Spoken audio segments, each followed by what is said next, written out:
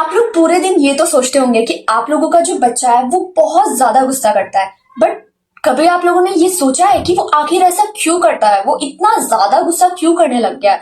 मतलब इतनी छोटी एज का और इतना ज्यादा गुस्सा।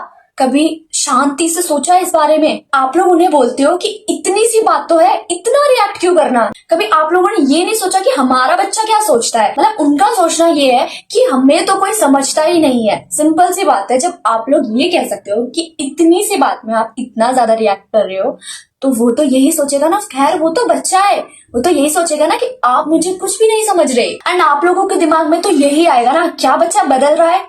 जबकि इसका आंसर है नहीं, बच्चा नहीं बदल रहा, सिर्फ बच्चे का दिमाग बदल रहा है।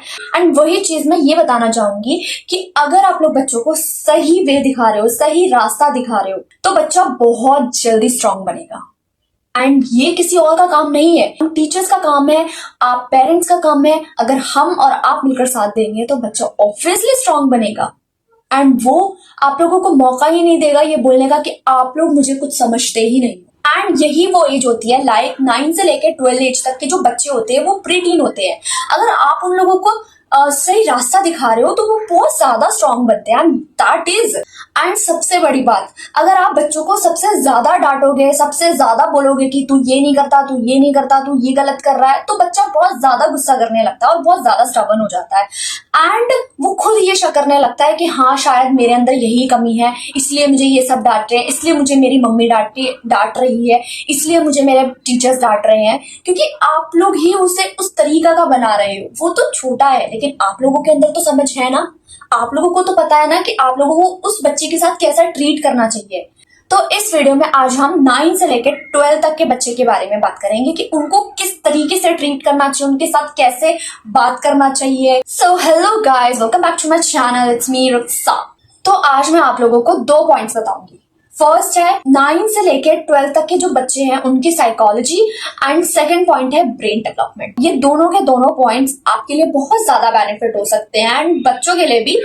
तो जैसे कि मैं इतना ज्यादा टाइम वेस्ट करने वाली हूं नहीं, एंड जानते हैं कि 9 से लेके 12 तक की जो बच्चों की जो एज होती है उनका रियल वर्ल्ड क्या है, मतलब उनकी असली दुनिया क्या है। दिमाग बहुत तेजी से रिवायरिंग हो रहा होता है, मतलब लिटरली इन बच्चों का इतनी एज में इतनी तेज से दिमाग रिवायर हो रहा होता है ना। मतलब scientific fact is that the prefrontal cortex is responsible for decision making, planning and understanding right and wrong, and it is developing rapidly right now। लेकिन इस चीज पे गौर करिए कि अब भी उनका दिमाग इतनी ज्यादा डेवलप नहीं हुआ है, लेकिन हाँ बच्चा कहीं ना कहीं इम्पल्सिव होगा, बिना सोचे समझे डिसीजन लेगा, बट बाद में वो खुद रिग्रेट करेगा कि काश अगर मैंने वो डिसीजन ना लिया होता तो मुझे अभी रिग्रेट नहीं करना पड़ता।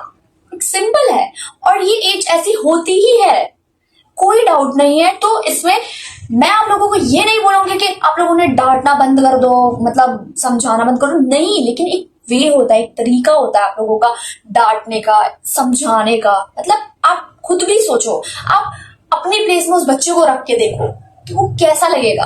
एंड यहीं पे एक प्रोसेस शुरू होता है जिसे कहते हैं स्नैपिंग ट्रेनिंग। इसका मतलब है कि दिमाग ये सोचने को में मजबूर कर देता है कि हमें कौन सी चीजें रखनी चाहिए और कौन सी चीजें नहीं रखनी चाहिए। इसलिए सिंपल सी बात है, अगर इस एज में बच्चा ज्यादा फोन चलाता है तो फोन की ज्यादा आदत होगी, और अगर ज्यादा बच्चा स्टडी करता है तो स्टडी की आदत होगी, एंड अगर ज्यादा रीडिंग करता है तो रीडिंग की ज्यादा आदत हो जाएगी। तो सिंपल सी बात है, इस एज में डिसीजन लेना उन लोगों के लिए बहुत ज्यादा इजी हो जाता है। इसलिए मैं आप लोगों को टिप्स देना चाहूंगी कि बच्चों को डांट कर नहीं, जबकि बच्चों को समझाकर एंड बच्चे की कंसिस्टेंसी अपनाकर बच्चे के अंदर एक अच्छी आदत डालिए। डेली बच्चों से रीडिंग करवाना, बर्गर मोमोस अवॉइड करवा के डेली घर का हेल्दी फूड खिलवाना, बच्चों से ना चिल्ला के बच्चों से अच्छी तरह पोलाइटली बात करना, एंड बच्चों से एक्सरसाइज कराना। अगर आप बच्चों को पढ़ा रहे हो तो इसका मतलब ये नहीं हुआ कि सिर्फ और सिर्फ पढ़ाई करवाओ, नहीं, बच्चों को पढ़ाई के साथ साथ उनकी एक्टिविटीज करवाना, ताकि बच्चों का पढ़ाई में मन भी लगे और ये भी रहे कि मम्मा एंड टीचर हमें एक्टिविटीज भी करा रही है तो हम पढ़ाई भी करेंगे। इससे बच्चे बहुत ज्यादा स्ट्रांग बनते हैं। अपने पर्सनल हाइजीन का ध्यान रखना, डेली ऑर्गेनाइज रहना, ये सारे पॉइंट्स अगर बच्चे अपनाते हैं तो ये सारे पॉइंट्स इन फ्यूचर बच्चों के लिए बहुत ज्यादा स्ट्रांग बन जाते हैं। नंबर 2, फ्रेंड्स पेरेंट्स से ज्यादा इन्फ्लुएंशियल हो जाते हैं। रिसर्च ये बताती है कि अब बच्चा सिर्फ और सिर्फ आपका नहीं रहता, बच्चा पूरी दुनिया का हिस्सा बनने लग जाता है। एंड इस एज में बच्चा ये सोचने लगता है कि मेरे लिए कौन इंपॉर्टेंट है और मेरे बारे में कौन क्या सोचता है, ये ज्यादा उनके दिमाग में सिर्फ और सिर्फ घूमता रहता है। आपको पता है, अगर इस एज में इस फ्रेंड की तारीफ कर दी जाए तो वो बच्चा इतना ज्यादा खुश हो जाता है, वही दूसरी जगह उस फ्रेंड की बुराई कर दी जाए या उसकी बैक बिचिंग कर दी जाए तो उसको इतना ज्यादा हर्ट होता है। मतलब कई बार अगर उनके पेरेंट्स ही उन्हें डांट रहे तो उन्हें कोई फर्क नहीं पड़ता, लेकिन वही उसके फ्रेंड्स उसको कुछ कह दे तो उन्हें इतना ज्यादा फर्क पड़ता है। मतलब इस एज में ये चीज होता है और बहुत नॉर्मल बात है। लेकिन पेरेंट्स एंड टीचर्स, इसमें घबराने की एंड कोई डरने की कोई बड़ी बात नहीं है। इसका मतलब ये नहीं कि आप लोगों की वैल्यू कम हो चुकी है, नहीं।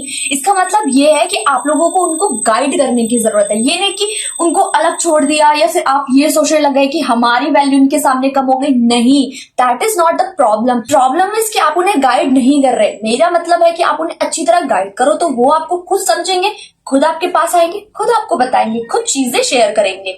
लेकिन वहीं आप उन्हें गाइड नहीं कर रहे, आप उन्हें नहीं समझ रहे, तो वो एज एक ऐसी एज होती है कि वो भी नहीं समझेंगे आपको, ना आप उन्हें समझ रहे हो, और चीजें बहुत ज्यादा वर्स हो जाएगी। बस मैं आप लोगों को यहीं पे 2 पॉइंट्स बताकर खत्म कर रही हूँ। अगर वीडियो अच्छी लगी तो आप इसे आगे शेयर करिए ताकि उन तक ये वीडियो पहुंच सके और उन लोगों को ये समझ आ सके। मैं ये नहीं कह रही कि कोई भी पेरेंट सच्चा नहीं होता है, बट मैं ये कहना चाह रही हूँ कि एक पेरेंट और एक बच्चे के बीच में अंडरस्टैंडिंग होनी चाहिए। अगर वीडियो अच्छी लगी तो like and subscribe. Okay, bye bye.